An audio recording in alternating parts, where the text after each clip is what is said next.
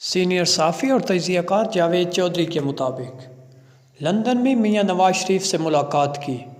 میری ان سے آخری ملاقات 4 سال قبل 2018 میں ہوئی تھی۔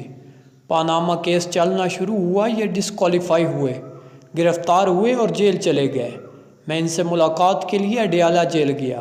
یہ ان سے آخری ملاقات تھی۔ یہ اس کے بعد کوٹ لکھپت جیل شفٹ کر دیے گئے۔ پھر ان سے ملاقاتیوں پر پابندی لگ گئی اور 19 نومبر 2019 کو یہ لندن چلے گئے۔ میں اس دوران لندن نہیں آ سکا۔ میں لندن آیا اور میری اگلے دن ان سے ملاقات ہو گئی۔ میاں صاحب سے ملاقات سینٹرل لندن میں ان کے دفتر میں ہوئی۔ ان کے لہجے کی شگفتگی قائم تھی، مذاق بھی کر رہے تھے اور اپنے مخصوص شرمیلے انداز سے ہنس بھی رہے تھے، لیکن ان کی صحت اور جذبہ دونوں ماند تھے۔ گلے میں خراش سی تھی اور انہیں سننے میں دقت محسوس ہو رہی تھی۔ حسین نواز نے بتایا ان کا علاج چل رہا ہے، پروسیجر بھی ہوئے ہیں، لیکن دل کے عوارض اور گردے اور مثانے کے مسائل ابھی تک موجود ہیں۔ مجھے 3 گھنٹے ان کے دفتر میں گزارنے کا موقع ملا۔ مجھے محسوس ہوا 3 واقعات نے ان کے ذہن اور روح پر گہرے اثرات چھوڑے ہیں۔ بیگم کلثوم نواز صاحبہ اور والدہ کے انتقال اور جولائی 2018 میں مریم نواز کی ان کے سامنے گرفتاری۔ یہ 10 ستمبر 2018 کو بیگم صاحبہ سے فون پر بات کرنا چاہتے تھے، لیکن جیل سپرنٹینڈنٹ نے انہیں ٹیلی فون کی اجازت نہیں دی، اور یوں 11 ستمبر کی صبح 11:15 بجے بیگم صاحبہ کا انتقال ہو گیا۔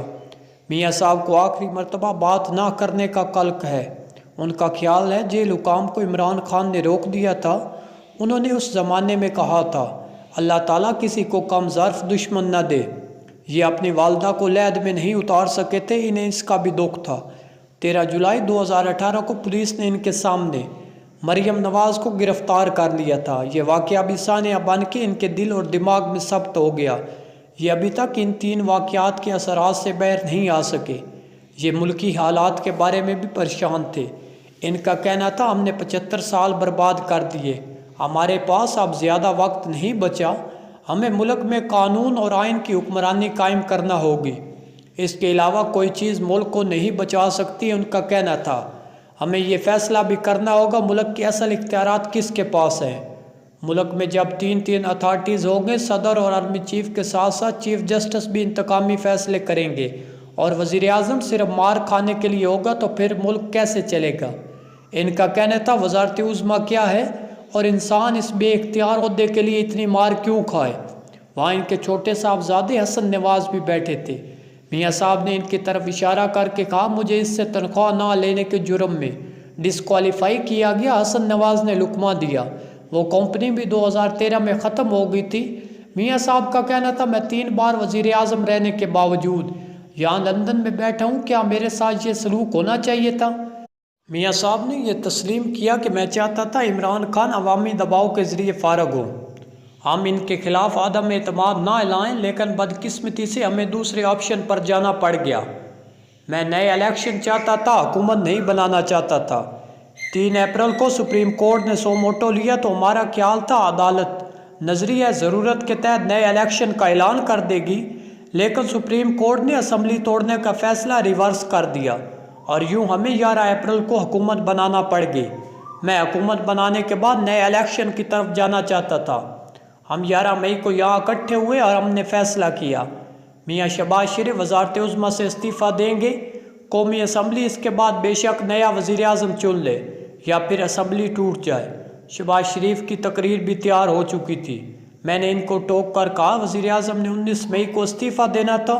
وہ اس سوال پر خاموش رہے اور اپنی بات جاری رکھی، لیکن عمران خان نے جب لانگ مارچ کا اعلان کیا تو میں نے شہباز شریف کو فون کر کے کہا ہم حکومت جاری رکھیں گے، ہم استعفیٰ نہیں دے رہے، الیکشن اب اگلے سال ہی ہوں گے، اور یوں ہم ڈٹ گئے۔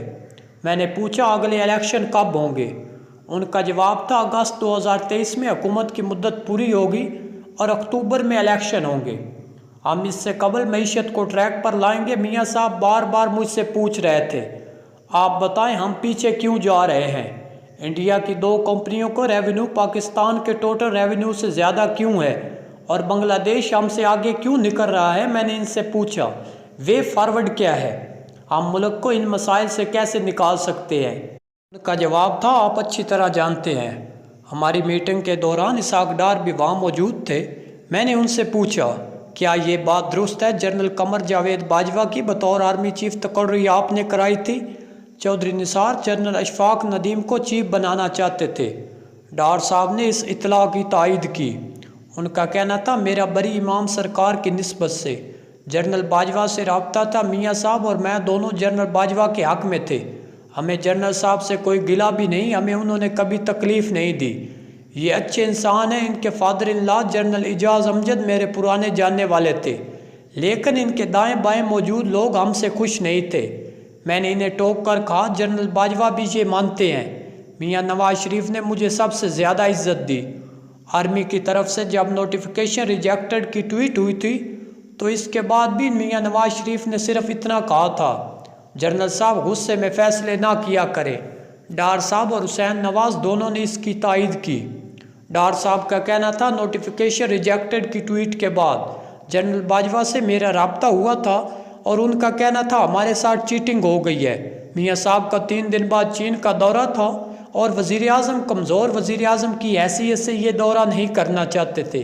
آرمی چیف کو اس کا احساس تھا، لہٰذا انہوں نے وزیراعظم سے ملاقات کی خواہش ظاہر کی۔ میاں صاحب جلسے سے خطاب کے لیے اس وقت ننکانہ صاحب جا رہے تھے۔ انہوں نے جنرل صاحب کو بلا لیا اور یہ ہیلی کاپٹر کے ذریعے 15 منٹ میں وزیراعظم ہاؤس پہنچ گئے۔ DGISI لیفٹیننٹ جنرل نوید مختار ان کے ساتھ تھے۔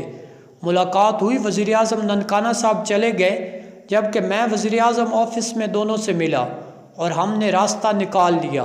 فوج نے اپنی ٹویٹ واپس لے لی اور یوں یہ مسئلہ حل ہو گیا، لیکن فوج کے مختلف رینکس نے اسے فوج کی شکست سمجھا اور یہ فیلنگ آگے چل کر ہماری حکومت کو کھا گئی۔ میں نے حسین نواز سے پوچھا کیا حمزہ شہباز کو وزیر اعلیٰ پنجاب بنانا ٹھیک فیصلہ تھا؟ یہ بولے یہ قدرت کا فیصلہ تھا، اتحادی پرویز الہی کو وزیر اعلیٰ بنا چکے تھے۔ چودھری صاحب اگر عین وقت پر اپنا راستہ نہ بدلتے تو وزیر اعلیٰ ہوتے۔ میں نے پوچھا چودھری صاحب نے اپنا فیصلہ کیوں تبدیل کیا تھا؟ وہ بولے مجھے اس سلسلے میں زیادہ معلومات نہیں۔ یہ بات درست ہے، چودھری مونس الہی کو عین وقت پر ایک فون آ گیا تھا، انہوں نے اپنا فیصلہ تبدیل کر لیا۔ حسین نواز نے جواب دیا میں نے بھی یہ بات سنی تھی لیکن مجھے یہ کنفرم نہیں۔ میں نے بتایا مجھے اطلاع ملی مونس الہی نے کمرے کے دروازے کو کنڈی لگا کر خواجہ سعد رفیق اور ایاز صادق کو بتایا تھا۔ ہم مطمئن تھے، ہم نے مٹھائی بھی کھائی اور بانٹ بھی دی تھی، دعا بھی ہو گئی تھی اور طویل عرصے کے لیے ایک دوسرے کے ساتھ چلنے کے لیے تیار تھے، لیکن پھر مجھے ایک کال آئی اور ہم اپنا فیصلہ تبدیل کرنے پر مجبور ہو گئے۔ مونس الہی نے خواجہ سعد رفیق کو فون کرنے والے کا نام بھی بتایا تھا۔ حسین نواز مسکرائے اور پھر کہا آپ خواجہ سعد رفیق یا مونس الہی سے تصدیق کریں، میں سیاسی معاملات سے مکمل طور پر باہر ہوں، کاروبار کرتا ہوں اور زیادہ وقت سعودی عرب رہتا ہوں۔ میاں صاحب کے دفتر میں چودھری سعود مجید، محسن شاہ نواز رانجھا، انوش رحمان، میاں ناصر جنجوعہ اور ناصر بٹ سے بھی ملاقات ہوئی۔ ناصر جنجوعہ اور ناصر بٹ جج ارشد ملک کی ویڈیو کی وجہ سے پورے ملک میں مشہور ہیں۔ یہ دونوں اس واقعے کے بعد پاکستان واپس نہیں گئے۔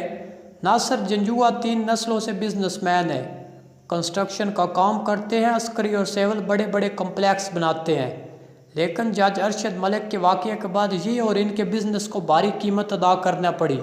اب ان کا زیادہ تر وقت لندن میں گزرتا ہے اور یہ اپنی گرفتاری کے زمانے کو یاد کر کے دکھی ہو جاتے ہیں، جبکہ ناصر بٹ متحرک اور زندہ دل انسان ہے، یہ اپنے چٹکلوں سے محفل کو خوش رکھتے ہیں۔